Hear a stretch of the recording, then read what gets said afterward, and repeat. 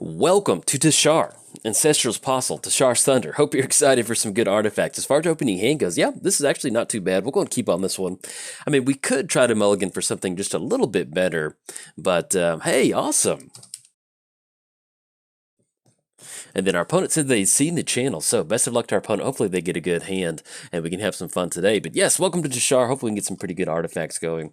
I was going to get down planes, and then we're going to go and pass the turn to our opponent. But yes, like I mentioned, we could have mulliganed maybe a little bit, kind of get a few more, a little bit more fast mana or something like that. But I like what we've got going on. Stoneforge Mystic's always a nice thing to have in the hand, and then having a repeated kind of a sack outlet with a remorseful cleric to exile stuff out of our opponent's graveyard actually sounds pretty good. So we'll see what we can get going. Opponent's going to get down a mountain and then get it going. Oh, nice, awesome. Hopefully it works out.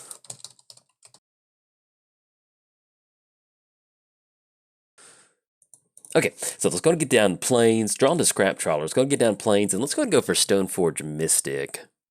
Is that what we're going to go for? Or do you want to search up a certain piece of equipment?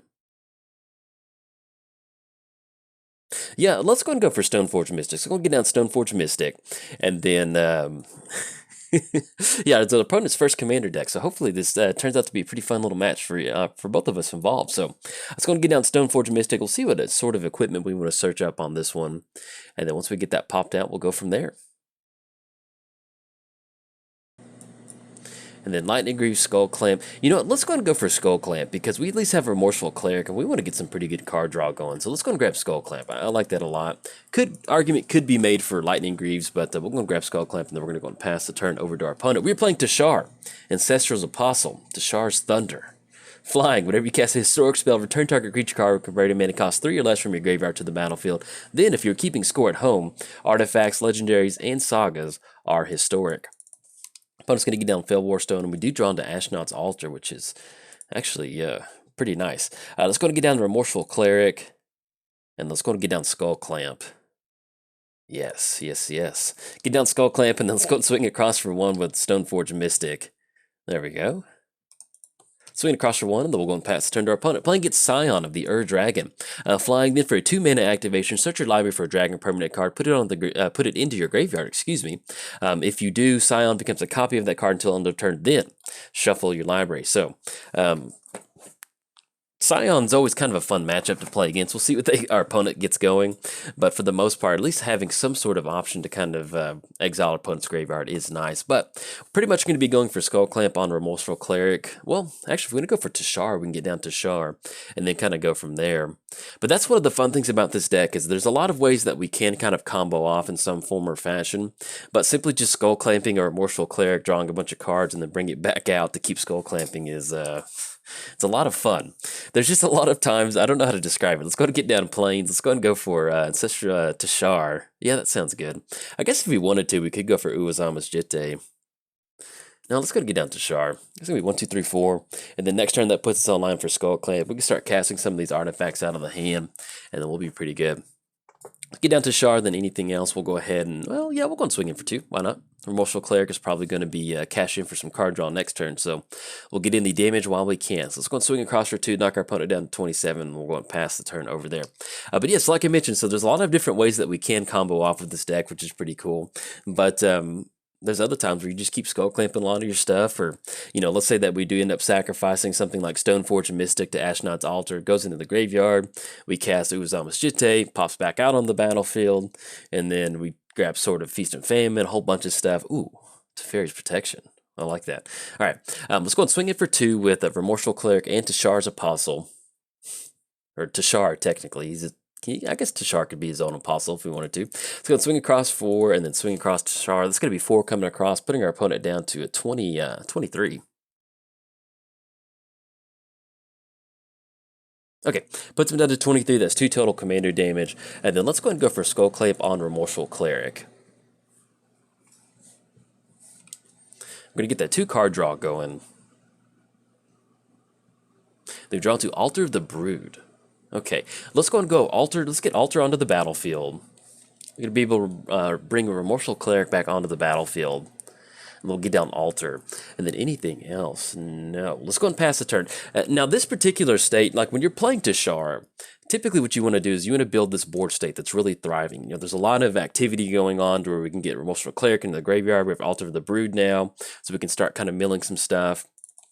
One of the main things you want to be able to do is, if you can help it, is protect it. So at this point right now, we're going to try to leave up Teferi's protection as much as possible and just kind of keep swinging in for 4, putting some pressure on our opponent. Now, the fun thing with Altar of the Brood is that we can kind of start milling our opponent out, and we'll hopefully maybe kind of grab some of those cards away from Scion, grabbing some of that really good stuff. Draw into Aviary Mechanic.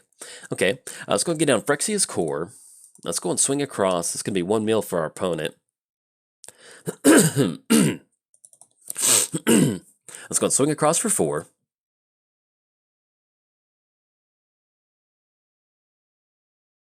All right, knocks him down to 19. Let's go and go for Skull Clamp on Remorseful Cleric again.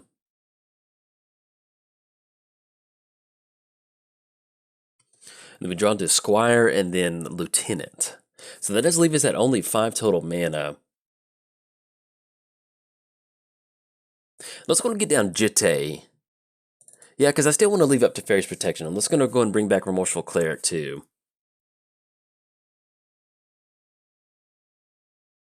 Okay, and then anything else, we'll go and pass the turn back over to our opponent. Yeah, you know, we're not really under a huge amount of pressure from our opponent, and, you know, we're kind of putting a little bit of a clock on our opponent by swinging him for 4 every single turn and really drawing some good cards. So at this point right now, we'll kind of wait for them to kind of get something going on the battlefield before we end up going for Ashnod's Altar and Scrap Trawler. I think we need to find something like, what is it, the Peerless Mirror. That's going to be able to deal 2 damage to target player. Once we get down Peerless Mirror, Ashnod's Altar, and Scrap Trawler, we kind of get into this loop to where we can kind of start bringing stuff back out of the graveyard. So if we do find some sort of creature to kind of start dealing that damage or kind of going for that loop, we can definitely start going for that. I think if we end up finding a 2 mana creature, I think that'll allow us to kind of loop our opponent out with Altar of the Brood. So let's see what they do end up getting down. Scion of the Ur-Dragon, okay. And that does leave 2 mana open left for them to go for that. So if they do get down something kind of nasty, that'll be Teferi's protection. But at least at this point right now, we'll be able to kind of dodge this. All right, let's see what we draw into. Draw into Mishra's Bauble. Let's go and go for Skull Clamp onto Remorseful Cleric. That's going to allow us to draw 2 cards. Plains and then High Market. Let's go and cast Mishra's Bauble just to bring it back to see if we can't hit another artifact.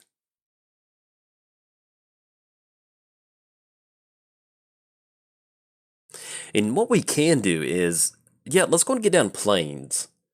And we'll go and go for Mishra Bauble. That'll be another mill from our opponent. We can go and get down Ashnod's Altar. That's going to allow us to kind of start building up some of that mana to really kind of go off for next turn. So let's go and get down Ashnod's Altar. That's going to be actually... There's a certain way we can kind of take advantage of bringing back something out of the graveyard. I guess, yeah, let's do this. Let's go and swing in the Remorseful Cleric. Oh, excuse me, we can't swing with it. It has Summoning Sickness. Sorry about that. Let's go get down Ashnod's Altar, and then what we'll do is we'll end up leaving Teferi's protection up again. That way, if they do end up searching something up, we'll be okay to kind of go from there. And then hopefully next turn, like I mentioned earlier, with Scrap Trawler and then Ashnod's Altar on the battlefield, we should be able to kind of loop our opponent out of here. Now, with the Remorseful Cleric and us kind of milling them out with Uzama's Jitte, one of the cool things about Remorseful Cleric is that, let's say they do have some sort of Eldrazi shuffle effect, that's going to be a triggered ability. So once it does go into the graveyard, we can actually exile, activate Remorseful Cleric, and then kind of keep the loop going for us. So that's going to be another way that we can hopefully kind of mill our opponent out with Altar of the Brood, kind of going for that nice, technically infinite mill option off of that.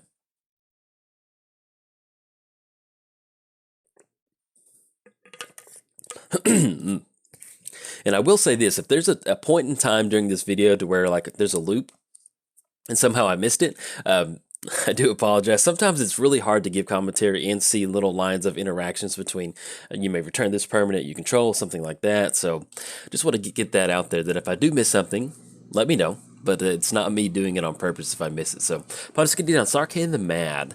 That's going to be real the top card of your library. Sacrifices it, put a target creature's controller. So if they do end up going for that -2, they will kind of force us to end up going for this Teferi's protection. So let's see if they end up going for that. But if not, we're going to try to go for that loop for next turn with Scrap Trawler. Alright, so opponent's going to actually go for the -4. Each dragon creature you control deals damage equal to its power to target player or planeswalker. So that will be just 4 damage up top. Yeah, that's fine. It's going to push us down to 26.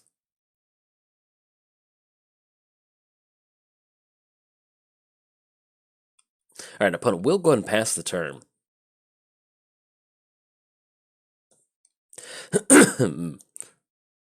And we'll go and sacrifice Mishra's Bauble, and that way we can get that card draw for next turn. Drawn to Workshop Assistant, and then drawn to Sky Scanner. Enters the battlefield, draw a card. Let's go and get down. Let's go and go for Skull Clamp on Remorseful Cleric, just to kind of get a little bit of card draw going.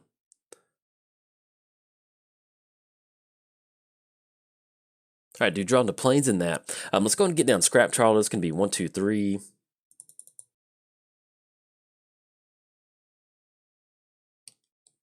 And what I may end up doing is kind of speeding up some of this until there's a certain point where I don't want to give some commentary. So if you see a bunch of triggers on the in the video sped up, this is what I'm doing.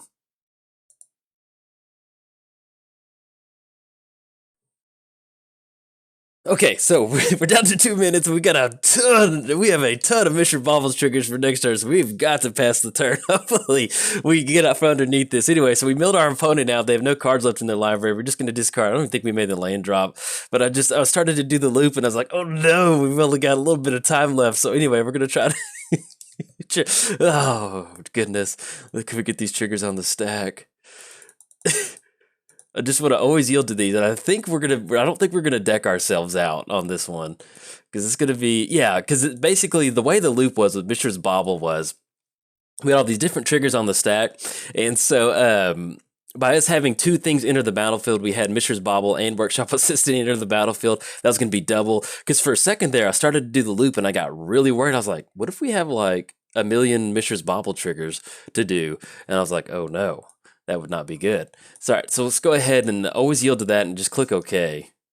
We're just going to basically just draw a ton of cards. And but yeah, since we had 2 things entering the battlefield at once, and that should put us in a position to where I don't think we're going to deck ourselves out. Yeah, because that's the only triggers up there. But you can see how many times we got the loop going.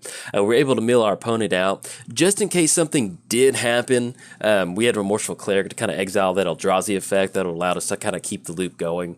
But long story short, if you didn't see what I was talking about earlier, we cast Mishra's Bauble. We sacrificed it to draw a card at the beginning of the next upkeep. That's why we have a ton of card draw right now. That enters the battlefield. That goes into the graveyard once we sacrifice it. Then we get down Workshop Assistant. Whenever it dies, return another target artifact from your graveyard to your hand. So we use Ashnod's Altar to sacrifice Workshop Assistant. Workshop Assistant goes to the graveyard. Then it also brings back Mishra's Bauble back to our hand. And then there we go, perfect. Just enough time. All right, opponent can't draw out. Good game to our opponent for sticking this one out. You know, it's always it's not a huge, playing mill sometimes is not the most fun to play against sometimes, but it is what it is. This is Teshar. It is kind of a combo style deck. So unfortunately, I can't pull the chat up to say good game to our opponent, but good game to our opponent. And this was definitely a interesting match. But yeah, we definitely got it done with Scrap Trawler and then Workshop Assistant. So we might have been able to do it just a little bit quicker, but I might have missed it. So it's just kind of one of those decks to where once you kind of get the feel for it, once I kind of get that bike on the road, then kind of get a feel for how it's driving. So anyways, we're able to close it out with Infinite Mill. And if you enjoyed the video, like and subscribe. Thanks. Bye.